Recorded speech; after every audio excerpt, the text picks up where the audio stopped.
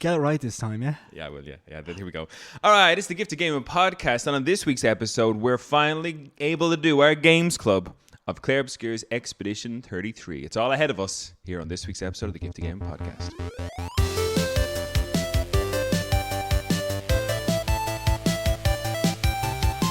Hey, it's me, your host, Darren Wade, and today I'm joined by Craig, the Critical Nolan, my fellow expeditioner. Craig, how are you today? I'm pretty good, Darren. I don't think I'll be as critical today as usual, but, we'll see how it goes. Is that because you just love the game we're going to talk about so much?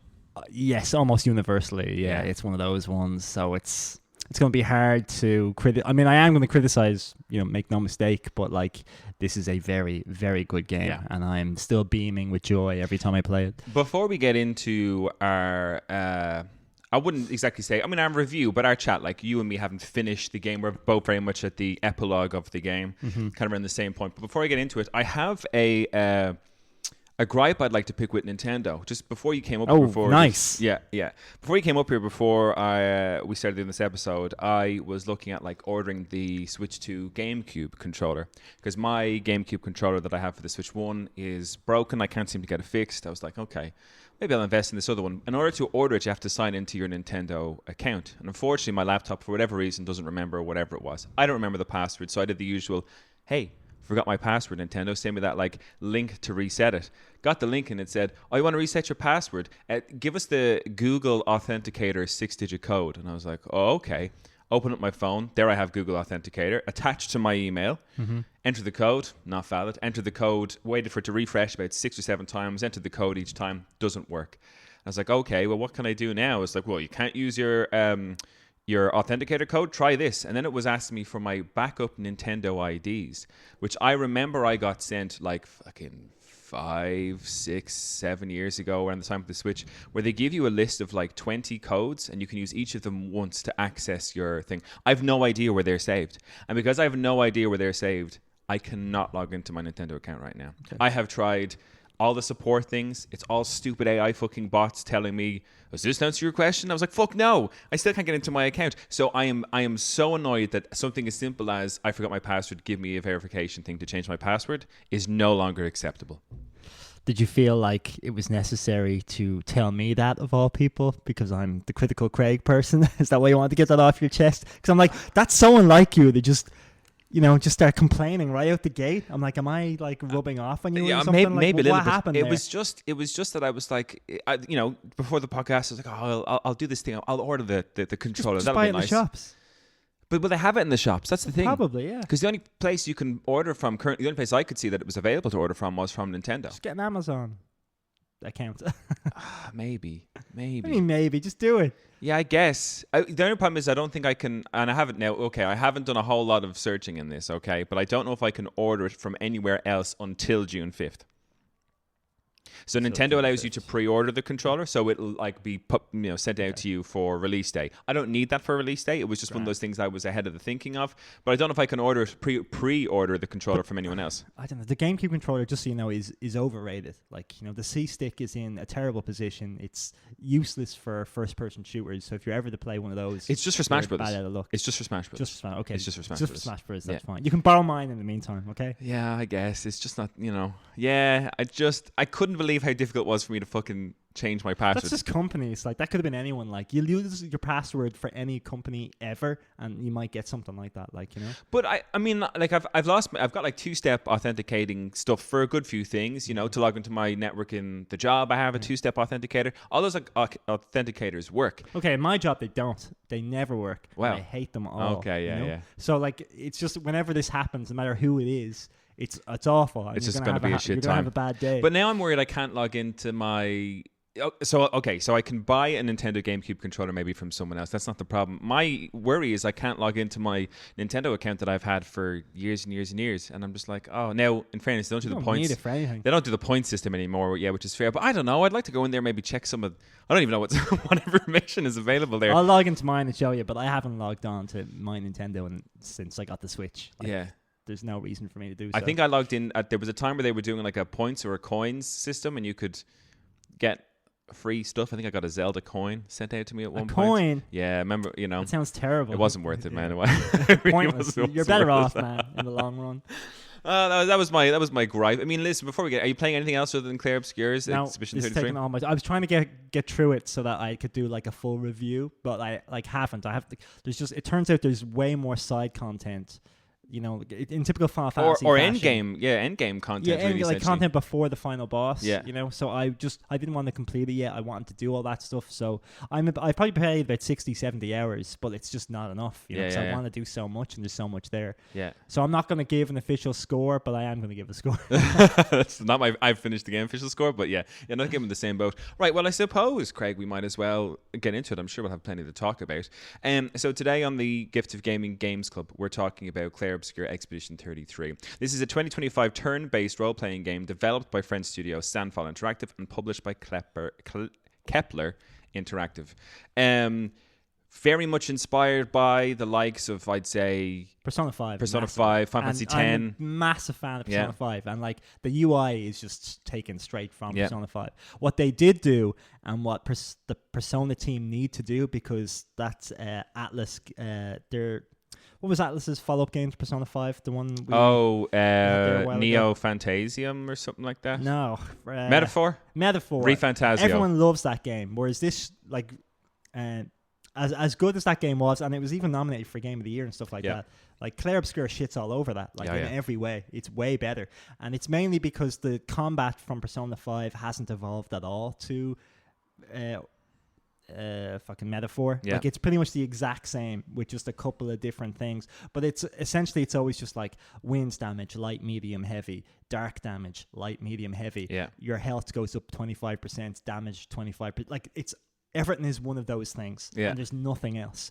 Whereas Clair Obscur has AP systems, burn system, like everything kind of synergies with each other, and like builds, and like, you know, there's no just clear best thing to do, because everything has its uses in different ways.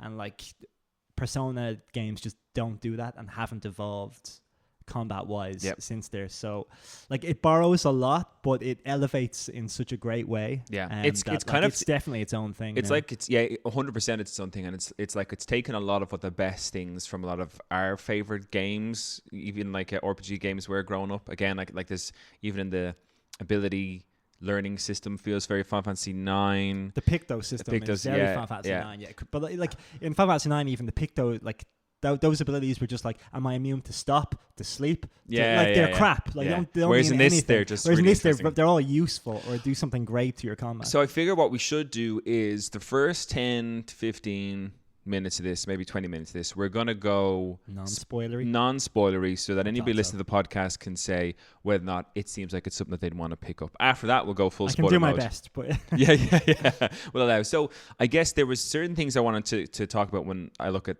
Clair Obscur's Expedition 33. The first one that kind of blew me away from the trailer, and then from my first like 2 or 3 hours playing it, art direction. The world we're in Expedition 33 has and still has piqued my curiosity so much that I haven't played a game like that in a while, where I've been the first 2-3 hours of playing and I'm enjoying everything, but I'm also like, what the fuck is going on? It kind of reminds you of the end game of every Final Fantasy, doesn't it? When at the very final dungeon, but like the whole world is that final dungeon, you know, where everything is like, gravity makes no sense, water goes upwards, you know, like no, the world's things are physics just floating for no reason. Physics makes no sense. So basically, and this is not spoiled. This would be stuff that would be in the trailer. You start off playing as this character, Gustave, and he's going to meet an old flame of his. And unfortunately, it's the year of her gommage. And gommage is where... the French word for eraser. There you are. And it basically, there's a countdown on a monolith way off in the distance from where you're living, and it's counting down from 99 all the way down, and unfortunately this is counting into 33 when you set in to play this game. And anybody who's turned 33 during that year gets gommaged or erased. Well, that at the start of the game it says 34. Yes. Yeah. And then, so we're witnessing the change over from one year to the next.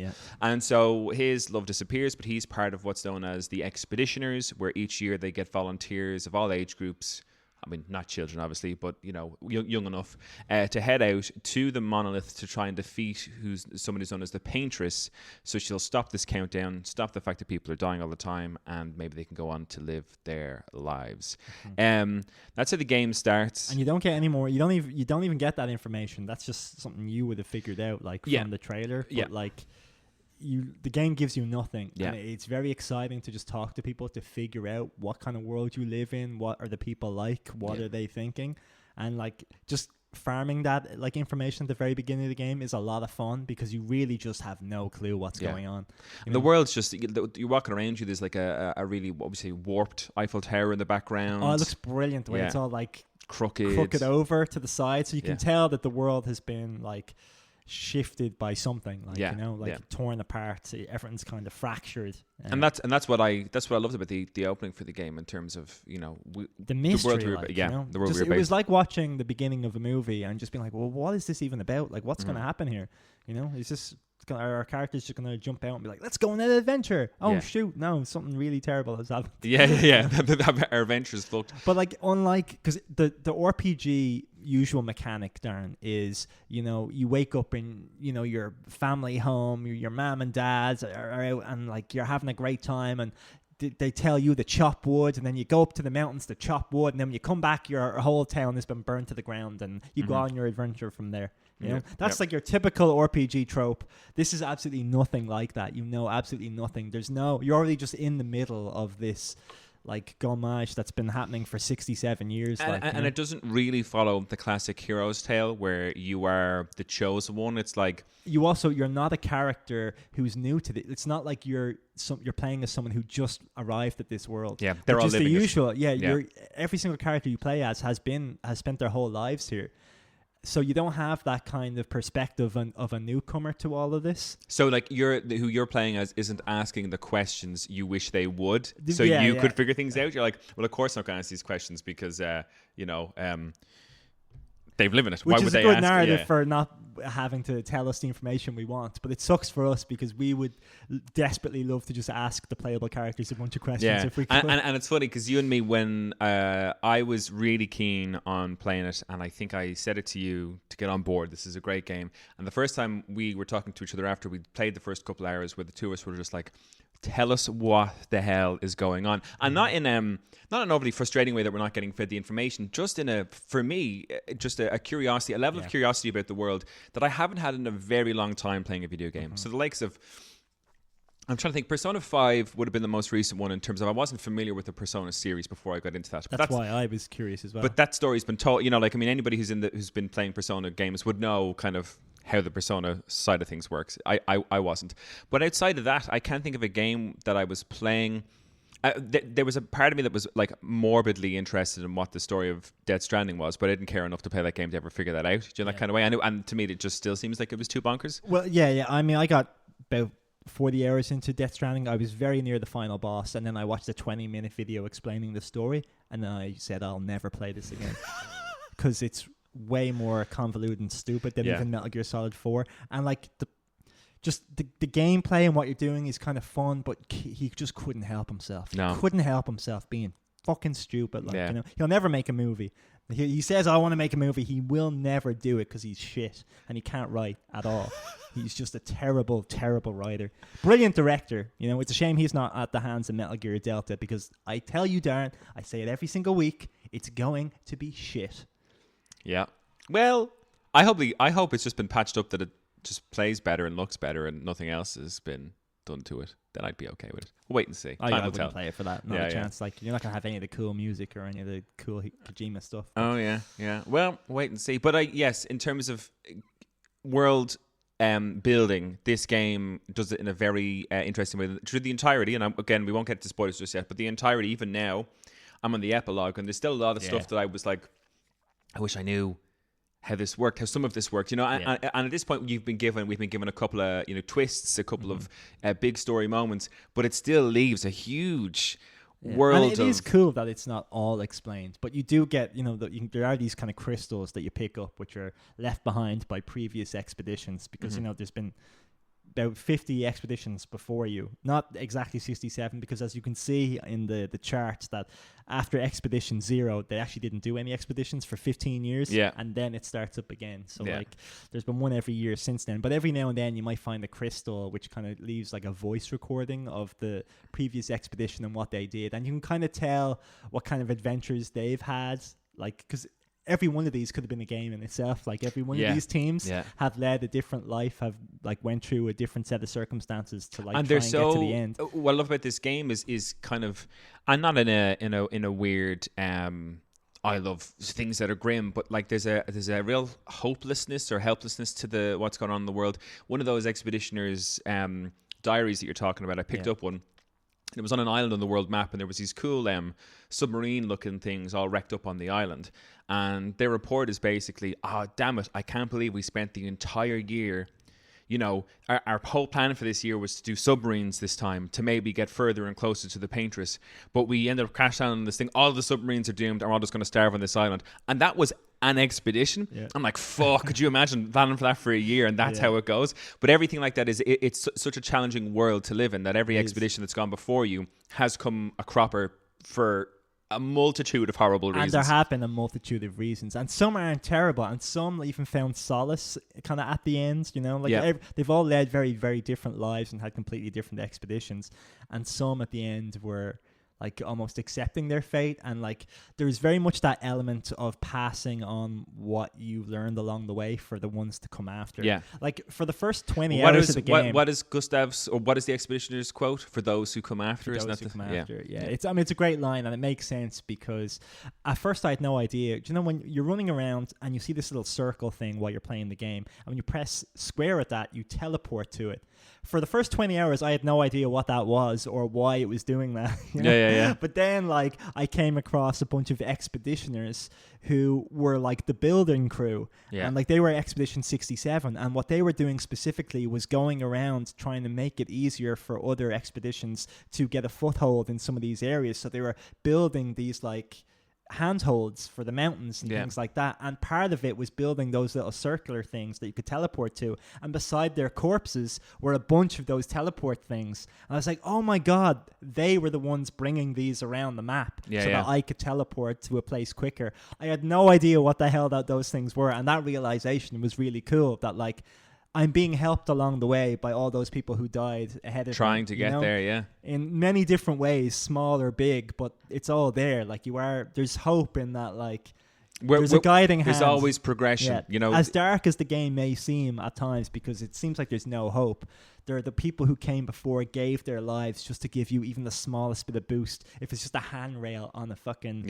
on a little cliff, to get that little bit closer to the Paintress, and it's just it adds more to it, because there's far more depth to it. There's like, you really need to do this because you were running out of time. There's not going to be, which is the interesting thing, because by the time we get to your expedition 33, even when you're running around the map, there's no people who are old at all, because everybody who's older than 33 has already perished. So by the time you get to like Expedition 20, nobody will be old enough to ever really do this again. Yeah, you know, and it'd be at that point.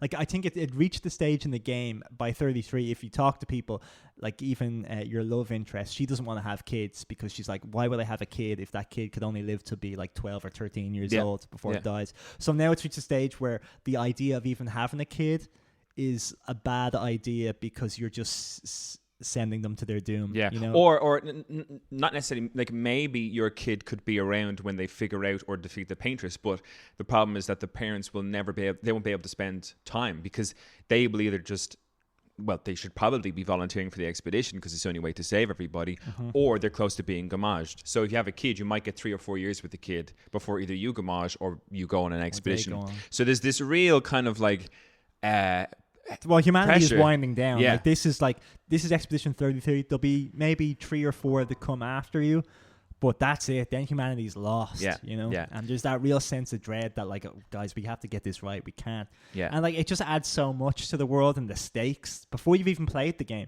Yeah. Before you've even gone anywhere or done anything. That plot, that kind of crazy what if scenario. Yeah. Like, it's just so well thought out and Yeah. like implemented in a really good way. Like I said, we don't play as a character who's asking a bunch of stupid questions and everyone's like, what, you don't know what the gamage is? Like everyone knows what that is, so that the slow trickle of information you do get like feels really cool and well earned, like, you know. Yeah, absolutely. We won't go any more in the story just yet. Well, I think, you know, just in terms of that's the basic kind of introduction to the game. That's all in the first hour. Yeah, you know? yeah, exactly. That all those feelings and everything. You could analyze the first couple of hours for an eternity. You could write fucking so much lore about what's going on. About what that is and what's going on. So from a narrative perspective, art direction, I love it. Next thing I want to get down to is the game looks amazingly gorgeous as well. I mean, art direction in terms of where they were going with the story, but also graphically, but the game everyone kept telling me like, "Oh, this is a very small studio, so it's not going to look good." But I'm like,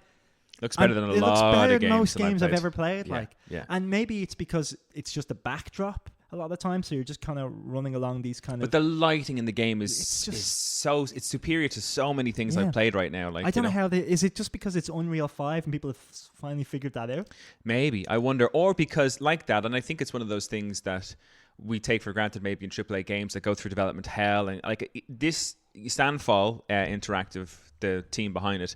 It strikes me that they had a vision right from the get-go, knew exactly what they were doing, and never diverted from that. They were like, this is the game we want to create, and we're going to create it. And I think they were able to kind of hyper-focus on like that, like making the thing look beautiful because they had a full vision, as opposed to a game going through a development cycle of years and years and changing over hands. These people knew what they wanted to do, you know? It's so hard to even think that because, like, the story is excellent, so I'd be like, oh, this is a great writer. But the combat is excellent, so it's a guy who understood game mechanics and had a great idea for elevating RPGs. This is the greatest turn-based RPG since Persona 5, and is now, I would say, the benchmark of how to do a turn-based RPG forever going forward.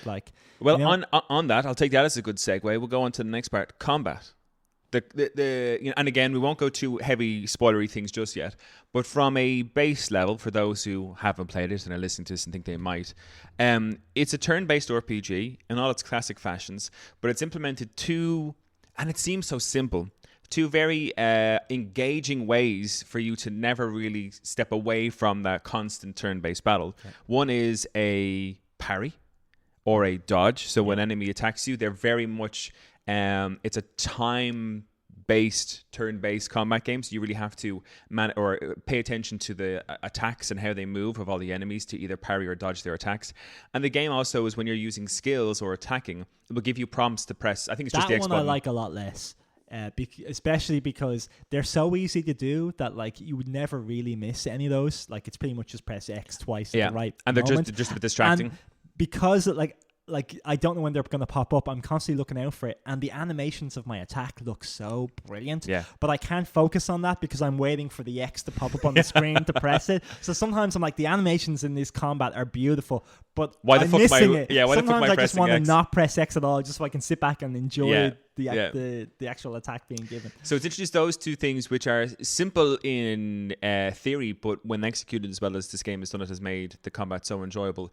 And your characters have their standard attack. They have your standard RPG skills, but in this one they're very much individual to the person as opposed to a magic system that everyone shares. Or it has an AP system. Instead of MP, they have AP, where you start off with maybe 3 or 4, and by attacking you get 1, and by parrying you get 1, and then certain moves might grant you some to your allies and things like that. So a really powerful attack would cost, say, 7 AP, and a really weak attack would cost 2 AP. So it makes sense to keep a weak attack and a strong attack because there's different AP costs, and it's not like MP where you have a pool of 100. This slowly builds each turn, so you have to start with weaker moves and gradually build to your stronger ones, and how you do that is the key to combat in this, and how to maximize your AP and build it without using too much, and to give it to other characters as well. It's not like I can cast Ultima right out the gate and then just keep spamming.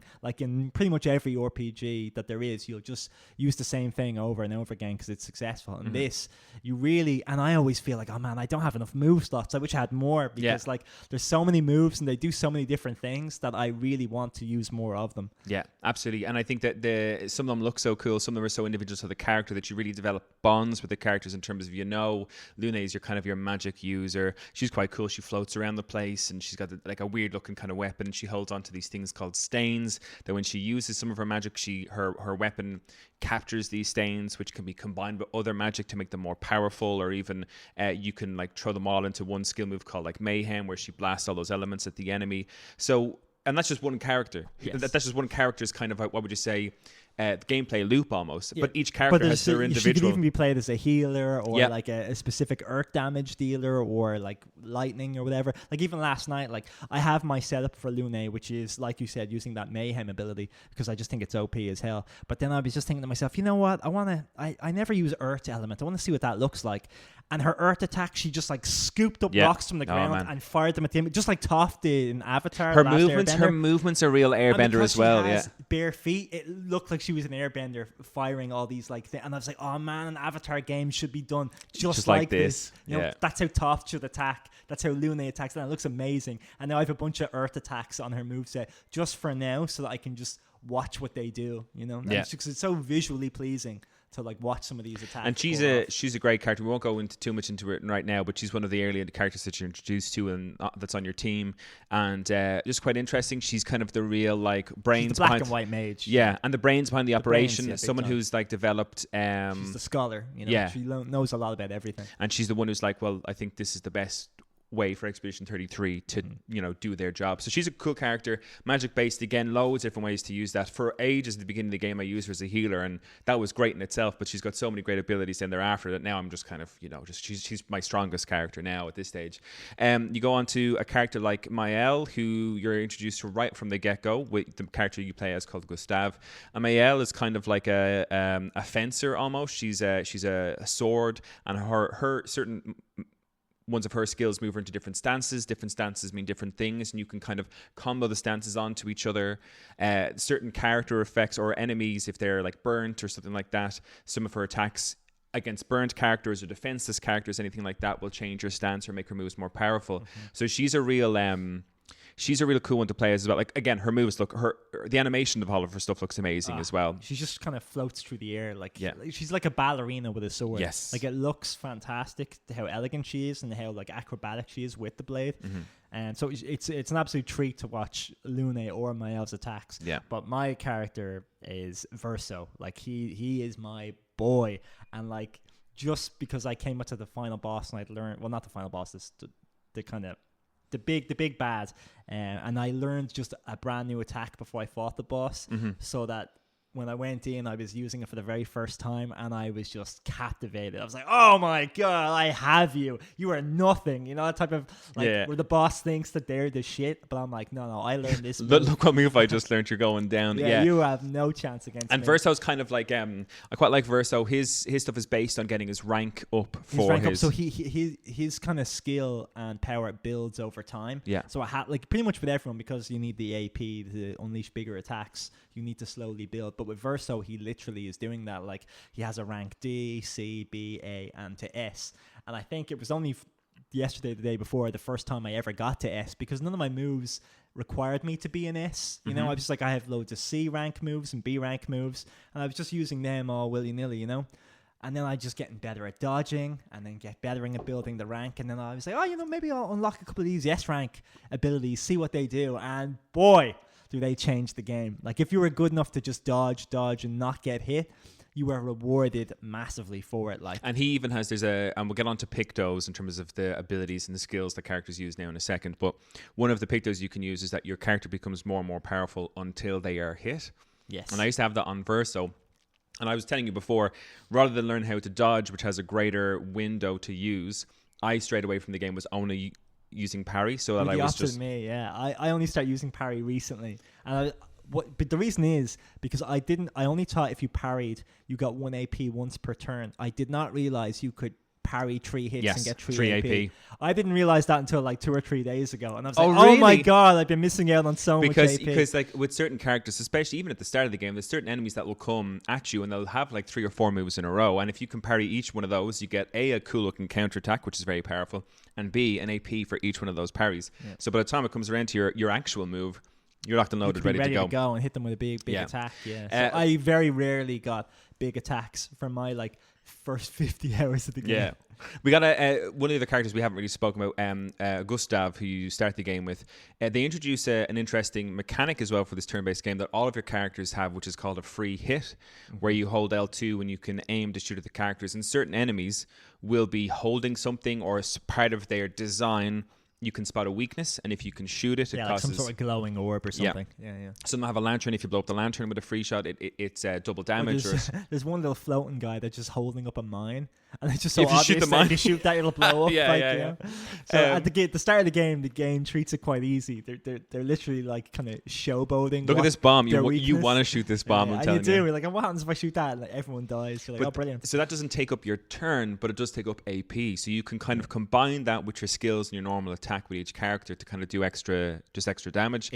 That's a very cool system as well, because a lot of fights I'll go in and just fire off my gun and not even start my turn, and everyone's dead. Like, you know, there's a great move that Verso has, and I believe it's like for all the damage that's done that turn by free hits will make this attack more powerful.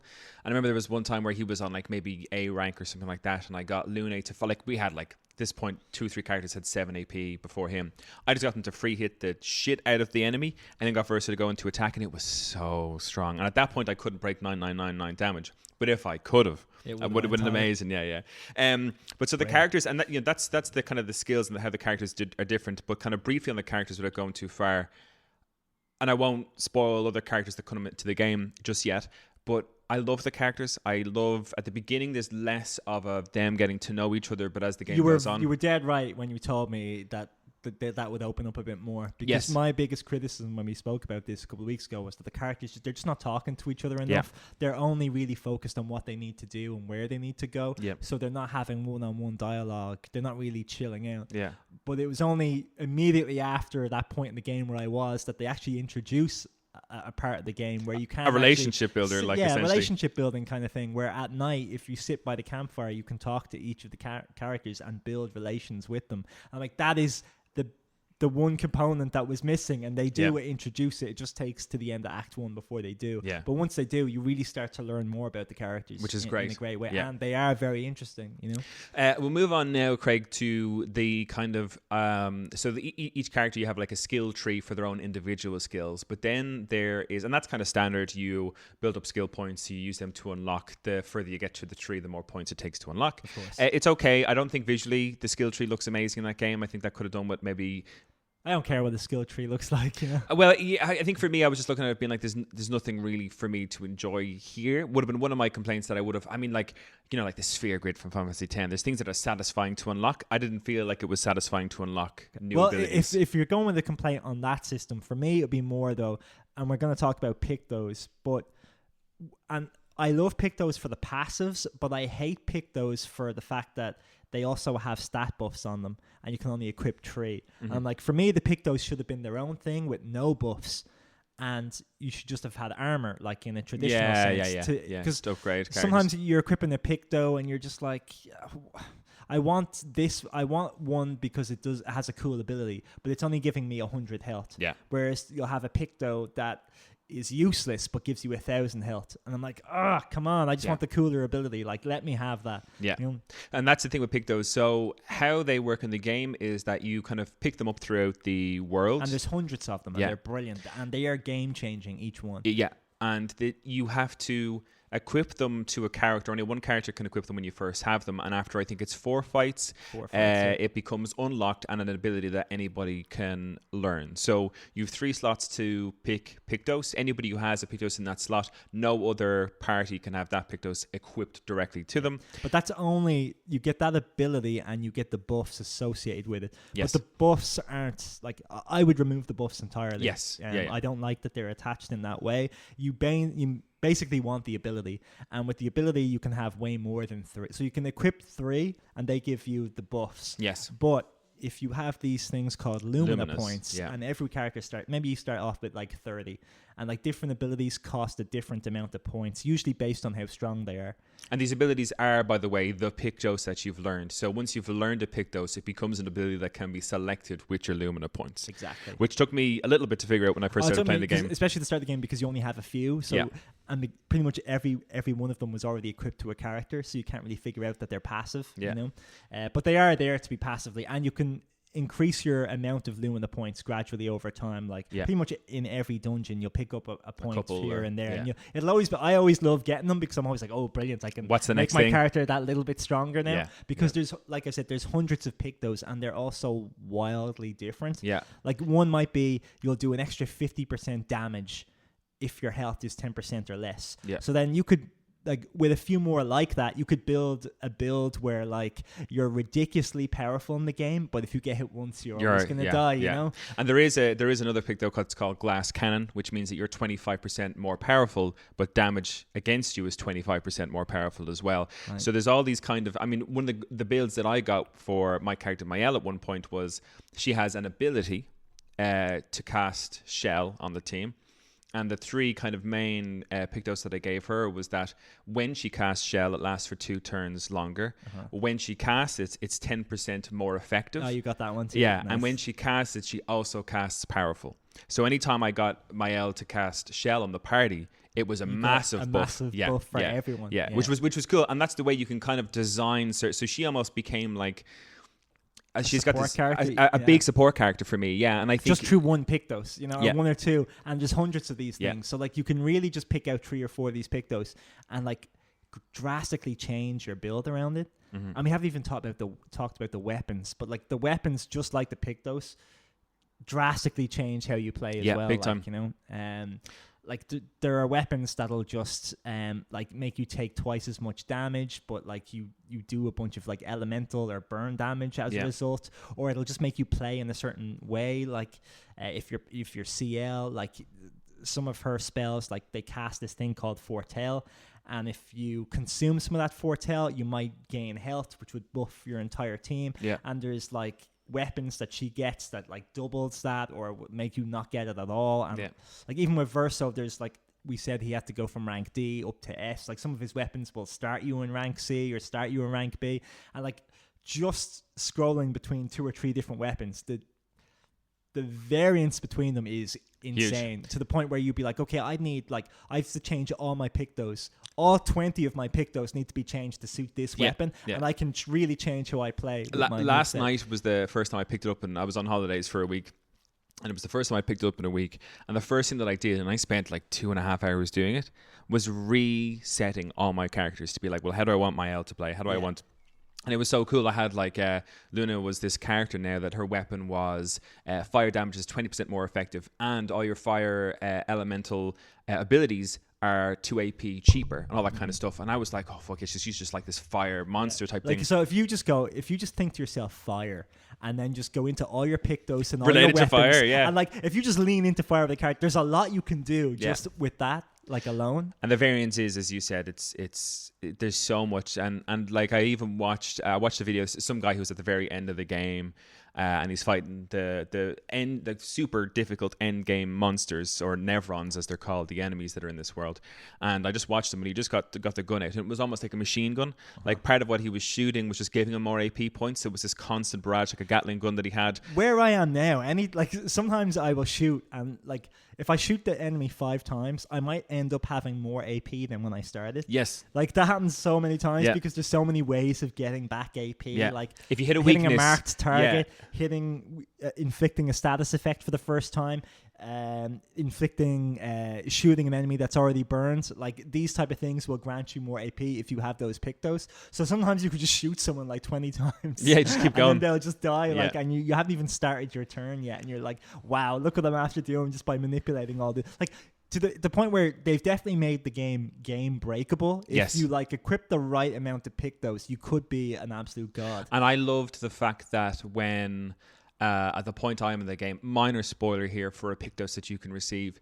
At the point of the game that we're at, you get a Picto that you can learn that allows you to break 9999 damage. Yeah. And the moment I saw that, I realized there was a huge amount of end game. It kind of reminded me very much of Final Fantasy X, where you're at the end of the game, but you can fight all the Dark Aeons, and you can get everybody to spread out on the sphere grid, all that kind of stuff. I was like, oh shit, it's got those vibes. Like, there's a lot of end game for me to play here. It definitely has all that stuff. I was delighted when I did the dungeon yesterday, and like 2 hours in, I was like, oh my god, I'm still here.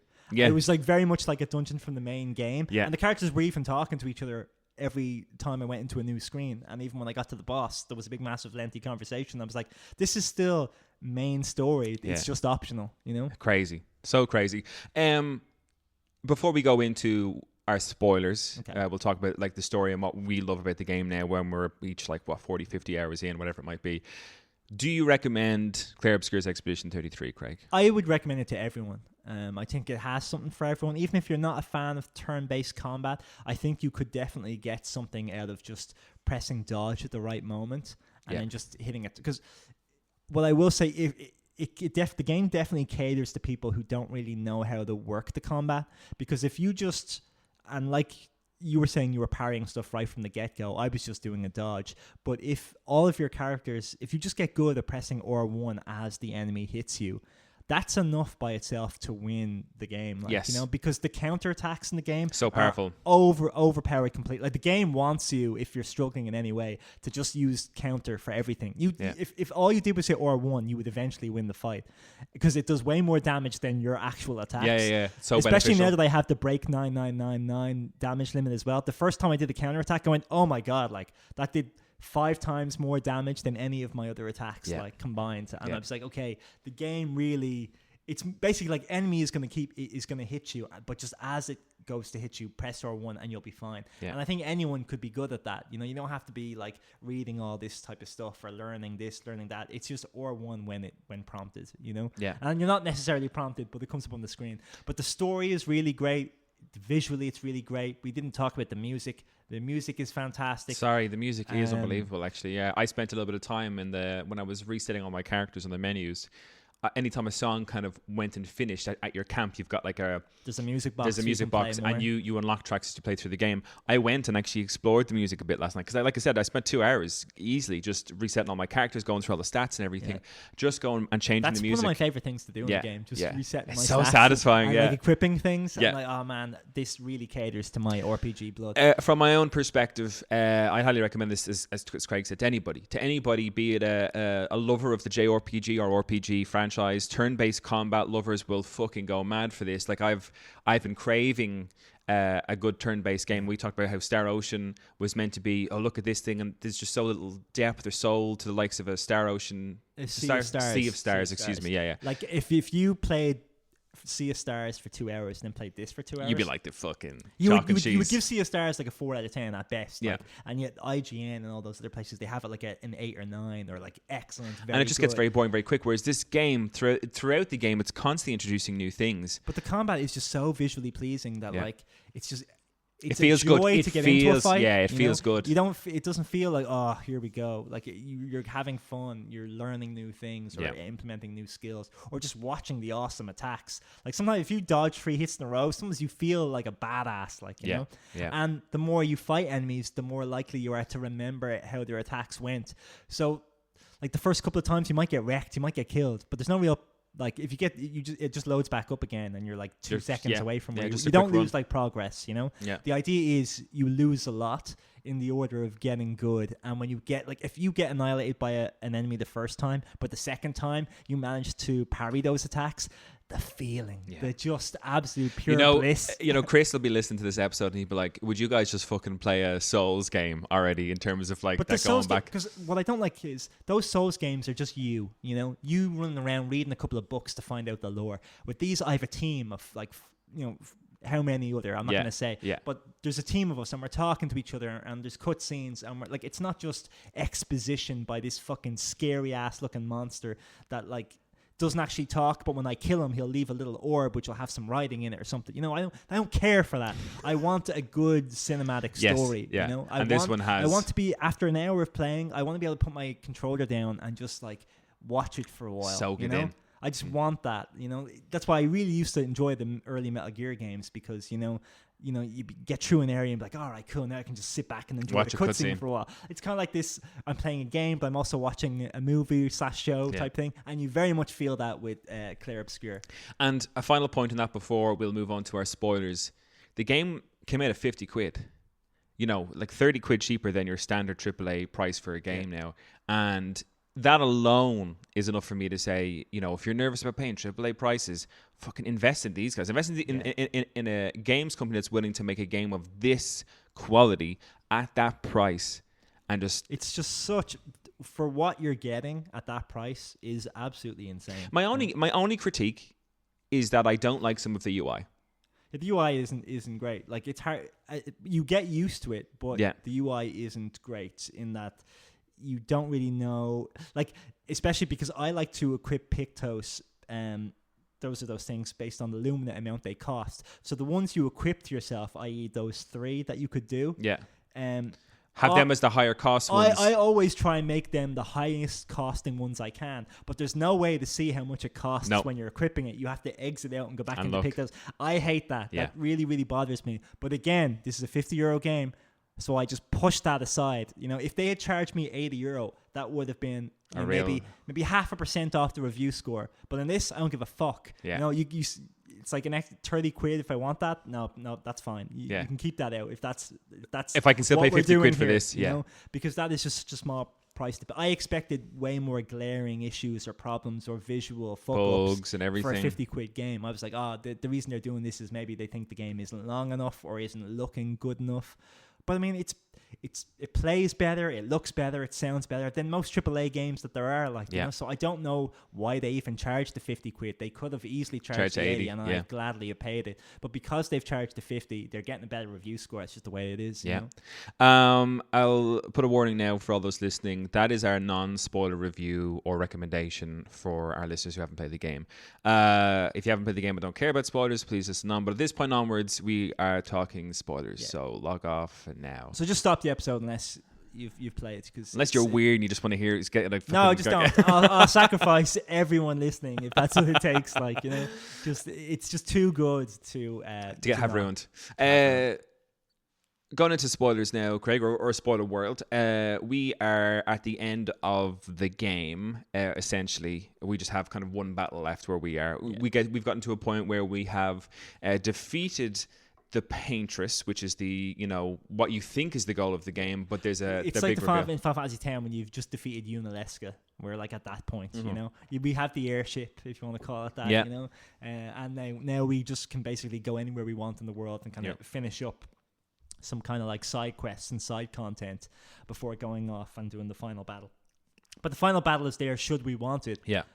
And there's all sorts of crazy stuff that we could do as well, and that's because as soon as we reached this point, they gave us that Picto to break the 9999 damage. Oh, I knew I was in for a treat then, yeah. And you know it. Just like in Final Fantasy X where your weapons can learn to break it, like your power scaling just goes off the rails from this point on, where you can they really want you to be like, how much damage can you do? Can you get to 1 million? Can you get to 2 million? Yeah, you know, like, and there's probably people like, I can hit 5 million. You know? Yeah, just all the combinations. Up to this point now, I think there was kind of 2 big major twists in the game narratively that the first one I loved. The second one I need to finish the game to see how I fully feel about that one. The first one though was the death of Gustav, who I kind of assumed was the main character. You mean he's the character you started off as. I will always applaud a game or a story that has no fear in knocking off the main character, who you assume to be the main character, because based off the world that they live in, it is very easy for anybody to be killed at any time, and I think they really hit that home with the fact that you're just running around having a nice chat with Mael at camp, and all of a sudden Gustav gets a massive hole put in him trying to save Mael. And I was watching that scene going like, holy fuck, I can't believe they've done this, you know? And I did really enjoy it, and I thought like it was really, really cool and exciting. But the second someone else showed up, I just naturally assumed it was Gustav from the future or from a different dimension. Yes. So I was robbed of the emotional kind of We didn't get- stakes of we it. didn't because get a- It wasn't until about 2-3 hours later did I realize he was in fact dead. You Yeah. know, I was just like, no, he'll be back. You know, like Yeah, yeah. and RPGs don't do this, and for good reason, because Yeah. then all their like abilities and stats that you've accumulated won't go anywhere. Yeah, yeah.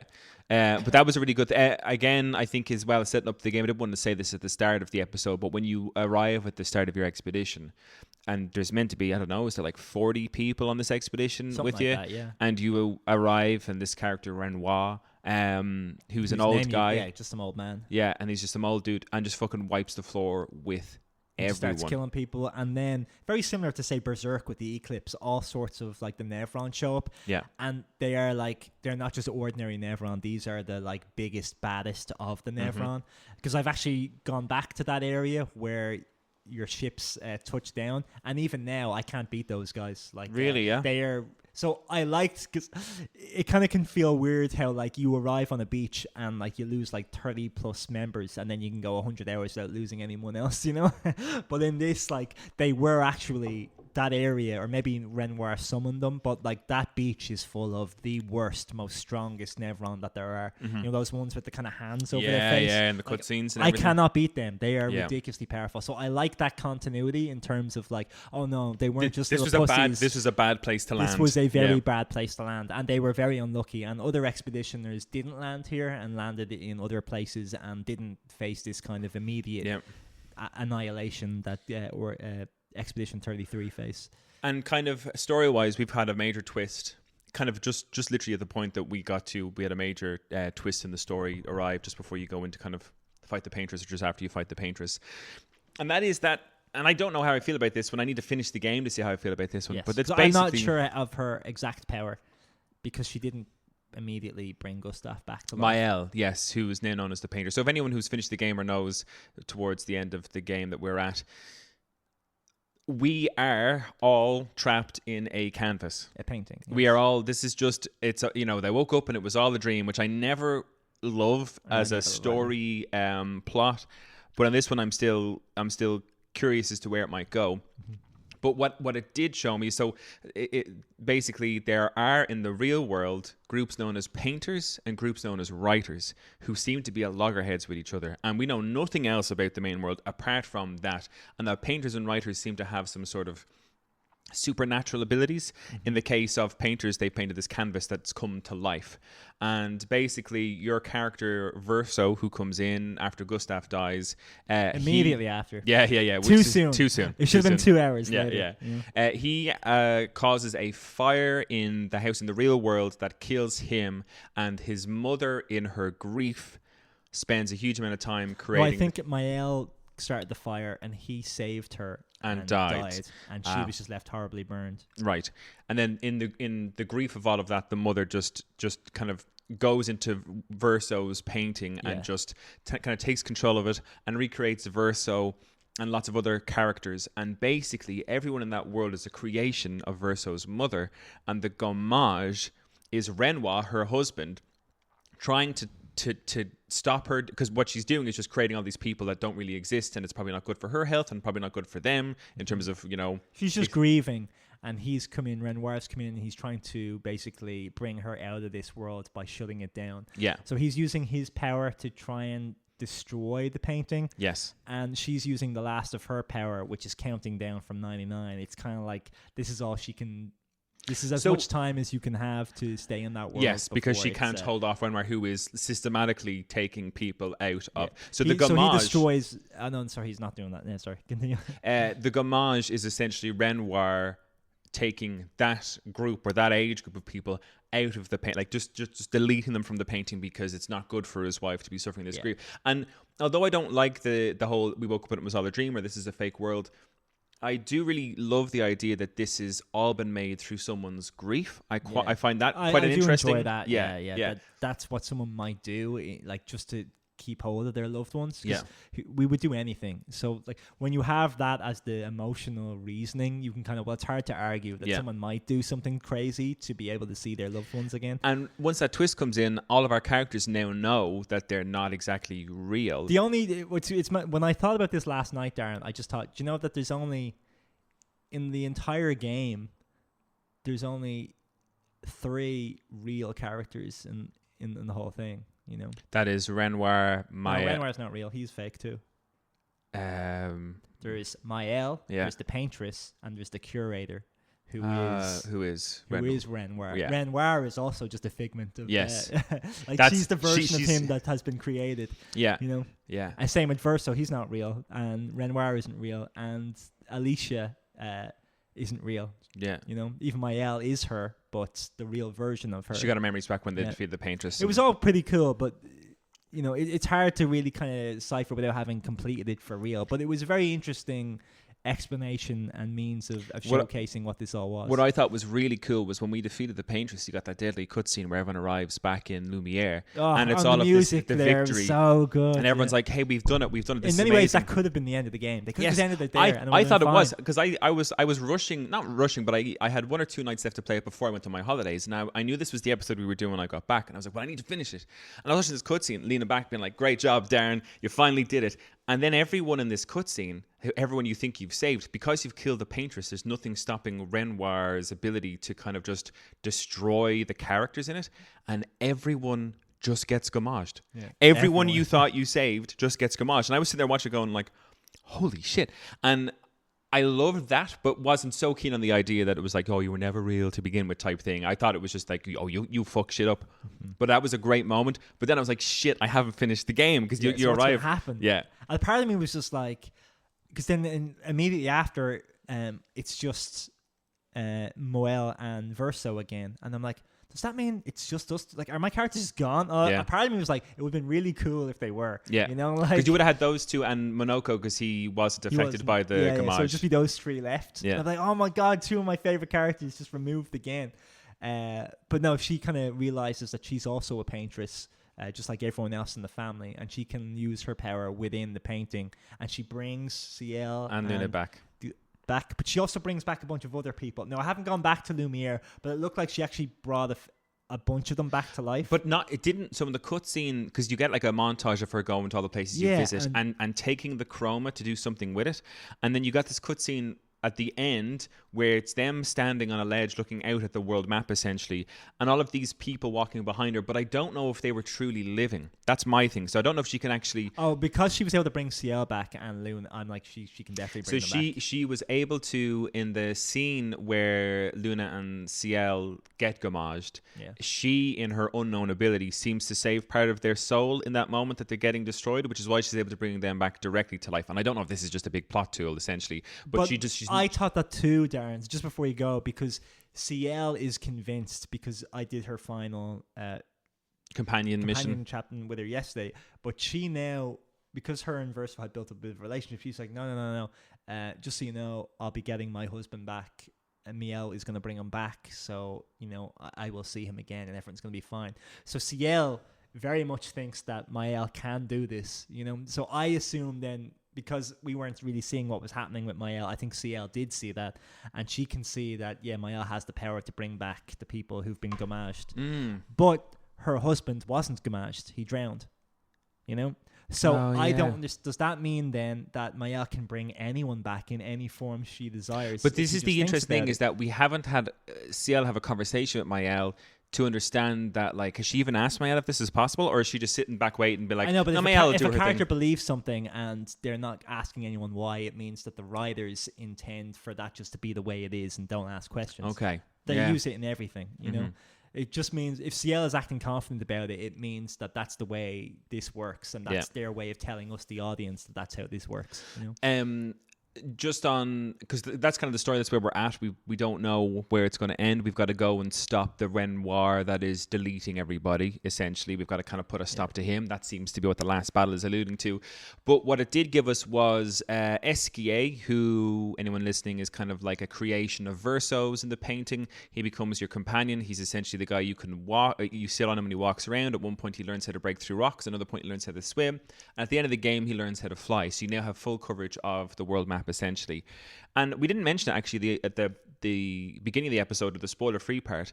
The world map is glorious. It is the old school top-down look at this world map system, and you go into dungeons, but it's just so beautiful. I bet the guys from who made FF7 went, that's how we should have done it. That's how we should have done it. Yeah, we would have saved so much money. You know? Why didn't we just do turn-based like they did with this kind of map system? We could have done it in one game. You know? Yeah, absolutely. But we now have free reign, and that's what I have been really enjoying at the end game. I didn't expect it to have the level of content that it does, because a lot of the reviews that I watched before I got into the game where this is going to be a 35-hour game to complete. And I was like, hey, for 50 quid, that seems good. Whatever, I'm fine with that. I'm now at this point where I'm like, holy shit, I can visit everywhere on the world map. There are all these islands in the sky that I could never get to. There's places I wasn't able to fight in because I was too weak. Yeah. And all of a sudden now the whole world's opened up to me. So many optional dungeons with loads of dead. And like just even having one Pictos as a reward is enough for me to want to get that, because it can just drastically get change it, my learn game. it, and then just, have I a whole know new what system. that does. I want to know what that is. Yeah. Is there anything you want to touch upon? We mentioned SK and Monoko. I just think that some of these characters they introduced, like SK in particular, he sounds just like our friend Daniel. I really hope if Daniel's listening to this, he just plays the game or just looks up a clip of YouTube to see SK talking to people, because he's just so nice. And like, it's exactly how Daniel would voice act a character in a game. So Daniel would voice as a consoling Daniel would behave in that situation. And I'm like, oh man, this is absolutely amazing. Oh, Renoir's bad. Yeah, he's just so kind-hearted and like, but at the same time, he's ridiculously powerful. So there's that element of like, oh, you don't want to mess with this guy, because if you ever turn cross, you good thing really he's on our side. But it's great because he's this fictional character that's been created by Verse. So to be this kind of lovely companion to have, same way Monoko is this like very cool looking kind of like half Nevron. No, he's not a Nevron. He's a Gestrel. A Gestrel, yeah. So the Gestrels are these like crazy gremlins with these long hair. They look like those troll dolls, Yeah, and I think they're meant to look like a combination of the mannequins you'd use to draw art. Like you get those mannequins that have all the parts of the body with muscles that like lots of artists would use to when they're learning to draw art. A mix of them and a paintbrush, and I think that's what the whole vibe was, because the bristles at the top seem like they would be painting as well. So that you could almost pick them up and paint with them, which I think is a great. But yeah, Monoko is a great character. And the Gestrels, I think they're like this game's version of fairies, except they're big and they want to fight everything. Yeah. But they're like, they always like do kind of silly things, because like, say the writers of the game want us to have some maybe running challenges or something, and it doesn't really make sense in this kind of world to do that. So let's just have the Gestrels set up an obstacle course for because no reason. It's why wouldn't and they? Because they're mad and off at the fairies a little bit. It's kind of like why not? I just thought I'd set up this competition here. Why not? Welcome to the beach and enjoy your jumping challenge. Yeah. Game's great. Voice acting is phenomenally good. 3 of the best voice actors in the business. Charlie Cox, most recently in Daredevil. And whatever the girl's name is. Oh, we should actually. She is fantastic. I love her in Baldur's Gate 3, and I absolutely love her as Mael. I think she's just portrays emotion so well. And her speech clarity is just, like, it's not something I usually, like, pride an actor over, but just... the cadence of her voice is just so good. Jennifer English is her Jennifer name. English. English is her second name. Yeah. Jesus, she was designed. She was born to fucking do this, and she is phenomenal. Like, and even like I wouldn't be familiar with the likes of Lune or Ciel, but even Esquier, Renoir, they're all supremely enjoyable to listen to. I imagine the French voice actors are even better. I must ask you, because Luke, he started playing it on our recommendation as well. He got it on Game Pass, but he's playing through the game in French, given that it's a French studio based in a version of France with the Eiffel Tower. And I must actually ask him how he's getting on with that. But he seems to be enjoying it. I love the English voice acting, but I'm very grateful for the fact that, like, they'll still, instead of saying French, they'll say mon ami. And like, there are a lot of moments where the characters will, like, the Gestrels only speak French. A lot of the kind of whimsical characters who aren't human will only speak French. Or like dip in and out of French and English. It's like a weird jumble of the two. Like, if they're cursing at someone, they'll curse in French. And I'm like, I love that there's that element, just to keep us ingrained in the culture. I know you'll be fighting these mimes, which are very much French, and the music very much goes. The music's very French, and even the French accordion type playing. Costumes, like one of Maya's costume is like she's almost like a beret, the striped shirt with the red ribbon neckerchief, whatever. So lots of the and I love that they've done that. I love that they've taken things that are very much in their world because they're a French studio and created this game that is. There's so many parts of that. I love the music. I love the music in that game, and the battle music, even the funky kind of that one that has the very, very French motifs in it. But it's all so fabulous. Yeah. Anything else you'd like to throw in for our review here, Craig? Before I ask you for your final. Is there anything else we need to touch on? Story-wise, where do you think it's all going? Do you have a prediction for how you see this playing out? Do I have a prediction? I don't even like. Will there be an Expedition 32, Darren? So I don't think there will be an Expedition 32, but I do believe there. To me, there is the definite bones or a massive foundation for a sequel for this game related to the real world outside the canvas. Very good, because they have these painters and writers that they've discussed who definitely have supernatural powers. And we haven't seen a writer. We've never seen a writer. We've never seen what a writer's capable of doing. We've only seen that mansion in the real world, and that they're able to paint these canvases that like you can step into and come to life. And they're at loggerheads with each other. The painters and the writers group aren't getting on, and some people think that the writers tricked my Alicia into setting the fight. Although there's a whole real world scenario that could be a very interesting game concept in itself. The way I see it going is that we'll probably go fight Renoir, defeat him, which will allow us to continue living on in the canvas, and you'll get a version of happily ever after. But to me, there's the bigger question of what the hell's happening outside of this painting, because the whole thing that we've just played. I hope we don't get that. I hope they really let it stew and then really think creatively about it, because the more they show us of that world means that that's set in stone. So I'd rather them not show us anything related to that world so that they can really come up with something for the next game and really go at it. Because they probably didn't even know this was going to be a success. So they may have not... 3.3 million copies sold as of the... outrageous. Oh, yeah, 3.3. I think that's what it was. It was 3.3 million copies sold by the 33rd day of its release, given that it's Expedition 33. I thought that was pretty cool. Impressive stuff. Final review, Craig. How do you rate this? If it was if it had launched at €80 and they had been a AAA studio and this was the game they'd come out with, I'd have given it a very high 8 out of 10. Mainly because the UI has some issues. There aren't actually a lot of towns to talk to people. Yes. You kind of have the Gestrel village and you've Lumiere at the and start. That's it. And then that's pretty much it. It's pretty much all like dungeons after that kind of thing. And so I'd have given it a very high 8, just because it's missing those kind of elements of the towns the that I would true associate with big RPGs. Yeah. But this is a €50 game, Darren. Yeah. They didn't need to have half the things that they did, and I still would have given it a 10 out of 10. So for me, it's very easily a 10. Yeah. I'm right there with you. It's 10 out of 10. The only complaints I've had throughout the entire game are the UI, which is not even that big of a complaint. It's like, this could have been easier to navigate. But otherwise... And the fact that there's no map in the dungeons, especially because some of these later dungeons, these optional ones, do you know when you get to like a fork in the road? Yeah. And so you take a left, 3 ways right? to go or some shit You take like a that. left and you're running for about 30 seconds and then you like... Is this the right way? You Should I go go? to a platform and it takes you up and I'm like, no, this must be the right way to go. And I'm like, dang it. So I turn around and I go the other way. And then a minute into that route, I see a save point. I'm like, damn, this is definitely the right way. So I have to go back again.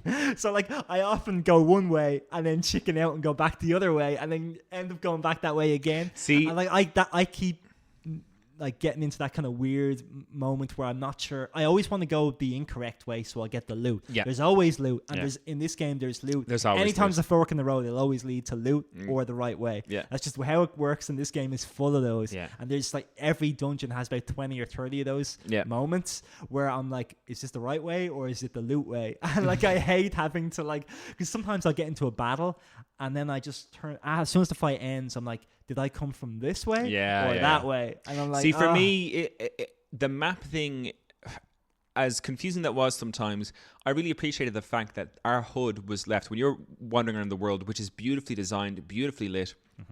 Art direction is amazing. Nothing to say. There is 0 on your HUD. There is no information apart from the character running through the world that you're in. And the gorgeous visuals. And I love that they've done that. And I love that they've made me not made me, but they've given me the opportunity to just focus on the world that I'm in. Because so often in games with maps, if you're running through a dungeon, you're looking at that screen in the top left or the top right to see. Sometimes, like, you go into a game, like, graphics mean nothing because all I'm doing is looking at that little mini map, to find out where I'm going, learning when I have to turn left and when I have to, and I don't even look up. I don't even know where I am.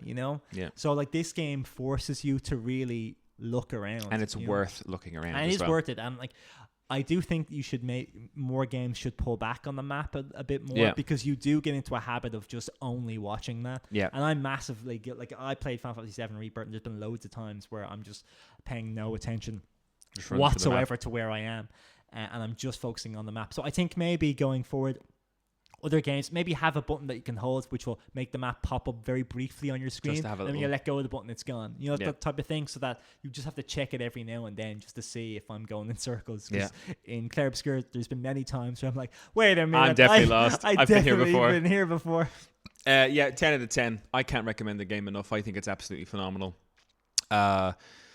I'm very curious to see where it goes. I'm also very much looking forward to the tens of hours I still have left to do all the side stuff. I'm going to eat my dinner now, and I'm going to play another optional dungeon, hopefully get myself a new Pictos, and then I'm going to spend about 2 hours redesigning my characters based on that new ability. Excellent. Craig, we got a quick post show after this. I'm going to ask you about midnight launches. I know I haven't briefed you on this at all. But very briefly, we're just going to go through some midnight launches in expectation, because I was checking on Reddit, and Smith's Toy Store, which is the only place we can buy games over here, have a midnight launch for the Switch too. No. Yes. Dang, I'm staying over at my girlfriend's that night. Otherwise, I'd be like, let's fucking do it. Let's go. I'm heading over for it to pick up my Switch on midnight on the 4th or whatever. But I thought it'd be a good path to go back on and talk about maybe midnight launches. That's cool. Had been there before. Rare, yeah, it doesn't happen much anymore. But if you're interested in that, check out our Patreon, patreon.com/the gift of gaming. For the cost of a coffee a month, we've got loads of extra shit there. You're going to love it. Craig, thank you so much for hopping on to me with this. It's time to talk about this. Yeah, it's been great. And to our listeners, as always and forever. Wait, what's the?